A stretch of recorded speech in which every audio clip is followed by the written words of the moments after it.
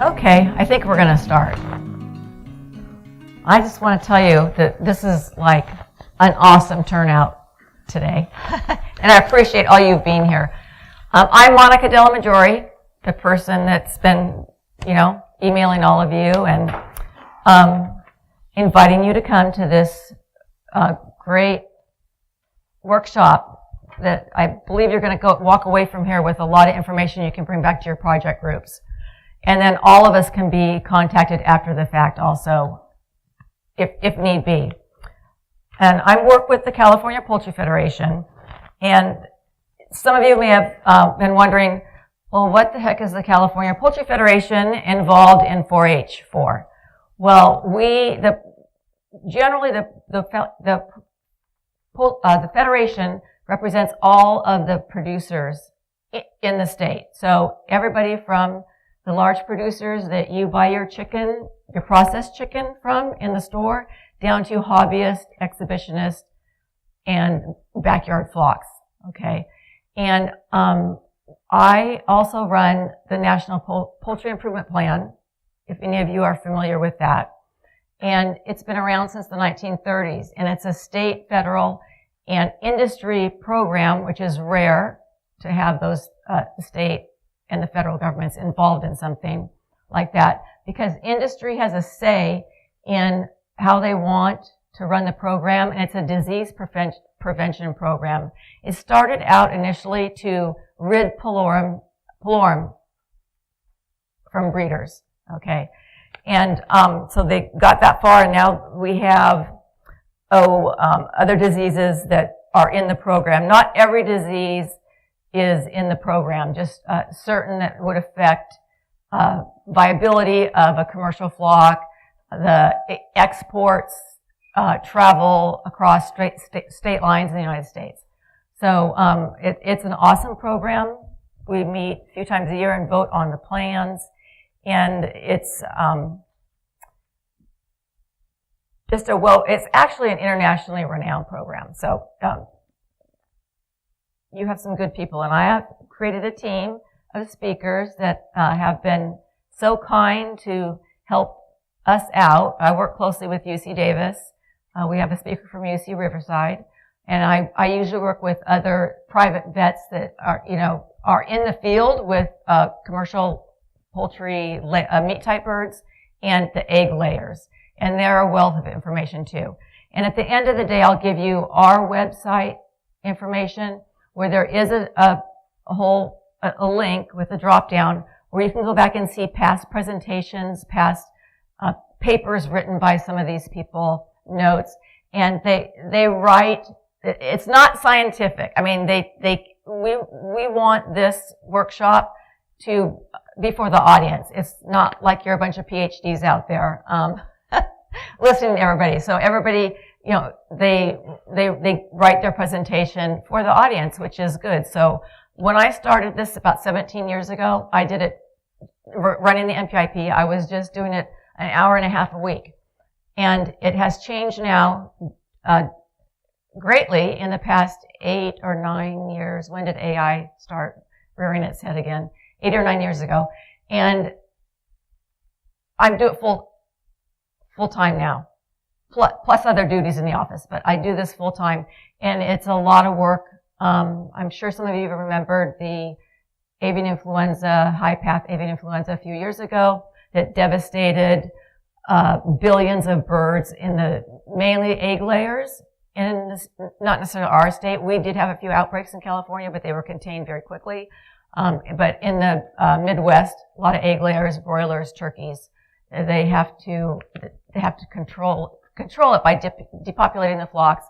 And the federal government, I don't remember, was it umpteen $1 billion they spent on reimbursement? Help me out, guys. $7.2 billion, $1.2 billion eradicating and controlling avian influenza.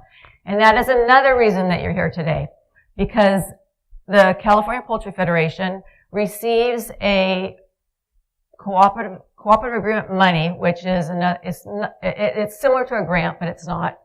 And we receive that on a yearly basis for AI surveillance, outreach and education, and that's why you're here. Because a lot of backyarders and hobbyists don't understand how a backyard flock can affect commercial industry. For instance, about 2010, END, 2010, 2011, down in Southern California, was started in a commercial operation because a person that worked at a company had his own birds in his backyard that was infected with exotic Newcastle disease, went to work, and that wiped out basically the entire egg-laying industry in the southern part of the state. So we are concerned, the industry is concerned about all types of poultry out there, and so we try and educate everybody on biosecurity, health maintenance, when to report a sick bird, things like that. Anyway, so one of my objectives when I write my cooperative agreement is to reach out to different audiences, and 4-H is one of them. So anyway, here we are. In fact, how many of you know Dr. Francine Bradley from the, only one? More of you must know Dr. Francine Bradley. She does all the youth, the quizzes at the bird shows. Well, if you haven't yet, you'll meet her. She is retired from UC Davis, but was an eminent avian veterinarian that focused really on game fowl. That's what she's doing now. She focuses mainly on the game fowl industry and educating some of those audiences on biosecurity practices. I want to thank Dr. Rodrigo Gallardo from UC Davis. He'll be speaking the vet med school, and he's partnering with me on this, and he's the reason we're having the videotaping, because we will use this wonderful crew that's here today will take all of this home, go back to the office and work on it and come up with a DVD, and it's going to be used as an educational piece for those parts of the state. I don't have an infinite amount of money to do these workshops, nor does Rodrigo have an infinite amount of money, and Maurice Patesky. So it'll be used to send out to other 4-H clubs in different parts of the state that we can't reach. I mean, I can't go up to Eureka and spend, it's just too costly. So we have to watch our dollars. So Rodrigo came up with this idea about videotaping it, and of course, why wouldn't we? So that's why you filled out the consent form. No one's going to be in your face with the camera. It's just that you might end up during some of this on film. So we want to make sure you're all okay with showing up on this DVD after the whole project's edited. Okay. And so on what you have in the front of your table is the agenda for the day, that consent form. And I always hand out, and I'm sure you all are aware of this, but, too many times, there's never enough reminders of some of these issues that need to be addressed when you're working with poultry, especially with younger children, because they love to kiss their chicks, okay? So that, and cuddle, and maybe bring them into bed and things like that, which is really a no-no for all that, because I'm sure, I don't know, you've probably worked with, but, you educate your own project kids about don't be cuddling and kissing your chicks, because there's a chance that you could come down with salmonella, and that CDC is the government organization that really pushes that educational message to everybody. So, okay, I'm just, like I said, I'm in awe. I've done a lot of these. A lot I do with just backyarders and small flock people. The 4-H groups, the last one we did was in San Luis Obispo, and we had a good group, but this one is like, I don't know, another 50% more people here than in this gorgeous facility that Marlene Hokanson, who works in the 4-H here in San Joaquin County, is a longtime friend of me. She calls me my aunt, but I'm not. She actually works with my husband, and she calls us her aunt and uncle, but I'm too young to be her aunt. So I just want everybody to know this is a very casual, casual day.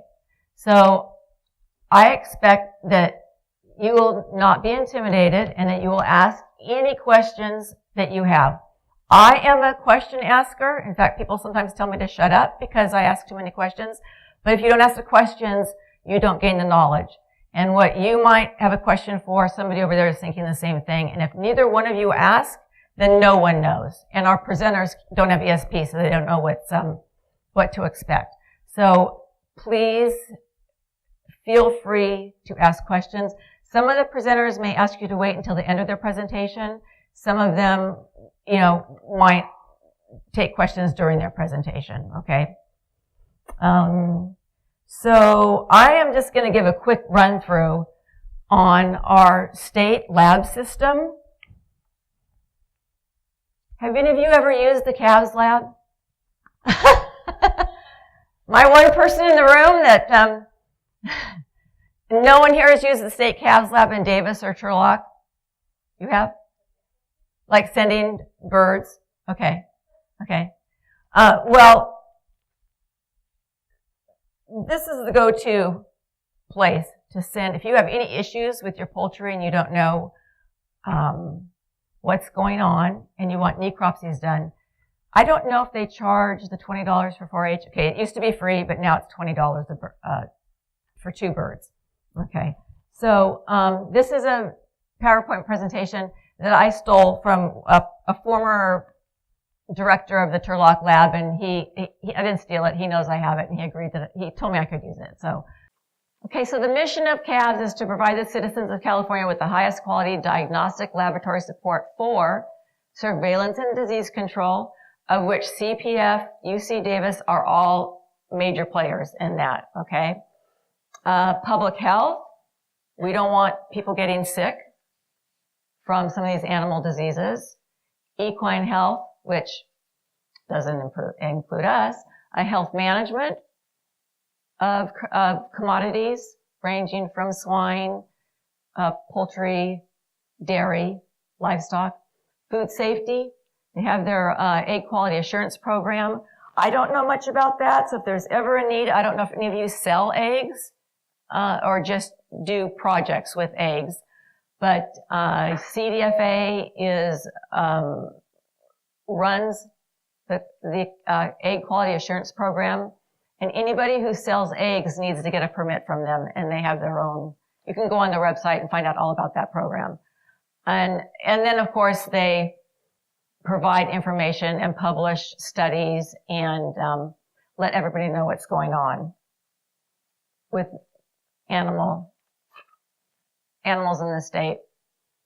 Okay, so the labs are located from Davis at the north down to San Bernardino in south part of the state. You see there the types of submissions they take. Turlock just takes avian. The majority of the birds in my program, which I have a small flock program also, that we got and test for avian influenza and pylori typhoid. The majority of ours go to Turlock, but if there's some sort of test they can't do, they send it up to Davis. But I always recommend, if you have, birds you want necropsied, that since Turlock does just focus on avian, they have a great group there, veterinarians that know what they're doing. And of course, all of our commercial industry members send all of their samples to these labs to get tested to monitor the health of their flocks. So the labs are located in areas of the majority of the type of commodity there. So Turlock, we have a lot of meat type birds and egg type chickens and turkeys in the Turlock area and surrounding areas, Merced County, Stanislaus County, San Joaquin County. Tulare, they have they focus a lot on the dairy testing where your milk quality assurance is. San Bernardino, sorry. Tulare has a brand new gorgeous lab that you'd want to move in if you visited there because it's a high-tech, beautiful place. Hopefully in the next few years, there will be a new lab in the Turlock area. The Turlock lab is from the 1950s, I believe, and if you go, it's a series of buildings and that were just kind of stuck together to hold, as their business increased. So, and Davis, of course, is the mother of all. Davis also is part of this Nolan laboratory network. It's a federal network, and they are the only lab in the state that is approved to do AI testing. So if there's an outbreak of sick birds that show up with even a low path, some sort of AI, avian influenza infection, and it's a high path, they send samples to Ames, no, to the NVSL lab. Is that a name? Help me out, guys. That's in Ames, right? And like they overnight samples and they get results right away because high path influenza will wipe out a ranch in a day or two. Okay, so they have to get the results back, and so that helps in the rapid response to go in and take care of the problem, and rapid recovery of that premises to get them back in business, really, because once there's a high path AI outbreak, then it includes, trade embargoes to other countries and things. So avian influenza is a scary thing. Hopefully it won't come back, but we did have a couple instances that they were in isolated areas, and so the state took care of it very quickly. So the specimens necessary for the diagnosis, I'm going to just go through this really fast, is what they need. But it's also, if you go on the calves website, they have a drop-down menu for backyard flock submissions. And it tells you exactly how to, here's their website, just Google calves, that's what I do all the time. It tells you what form to use, how to do it, how to pack up your samples, shipping, they need to be overnight. You don't freeze your birds if you're sending them in for necropsies. You can drive them there also, but don't go in the front door. There's a special place that you drop off birds, sick birds. So this is just, a screenshot of their website. That's an old submit. These pictures about 2 years old, so there's a submission form you would fill out, how to ship it, how to pack it. And this is just a picture of part of the new Tulare lab that is opening down in that area. What I wanted to point out is they just do diagnoses, okay? So you can't use the lab as your private veterinarian, just to let you know. They're not going to give you recommendations on medications, on disease prevention and treatment, but they can diagnose the problem, and then you can find a veterinarian if you don't have one and work with them on how to get rid of something you might have in your birds. Okay.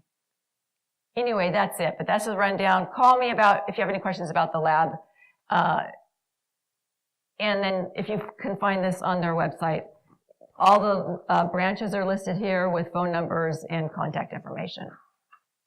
So take advantage of using the calves lab. Even if your birds aren't, on their last legs, if you see something, you can have a diagnosis made that will verify maybe your suspicion. Do any of you have veterinarians that that you use on some of your projects? No? Where do you get your information from when it comes to disease? YouTube and Dr. Google? This is a much better source, okay? And the UC Davis Poultry Extension has a wealth. Does anybody ever go on there? Dr. Maurice Patesky is our expert. These are all my go-to people. See, I'm just a layperson, so I rely on my experts to give the real information. But the that website, he has recommendations where to send you. He started a list of veterinarians in certain areas throughout the state that will handle small flocks, because a lot of, small animal veterinarians don't do poultry. He is trying to recruit more of them to get into that, because this whole snowball effect of backyard flock for having birds. 4-H, of course, has always had a poultry division, but there's just so many chickens and ducks in people's backyards now that they're getting their eggs from. It's not stopping.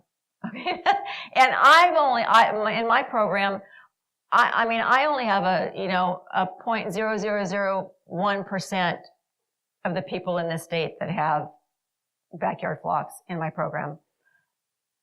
Maurice might have a few more than that are signed, in his census. But we know there's thousands and thousands and thousands more out there. We just try and reach them as best as we can. The purpose of NPIP is for, and a reason that most of the 4-H groups do not really join NPIP is that the purpose of it is to ship eggs, hatching eggs and chicks across state lines, because you need certain paperwork for that.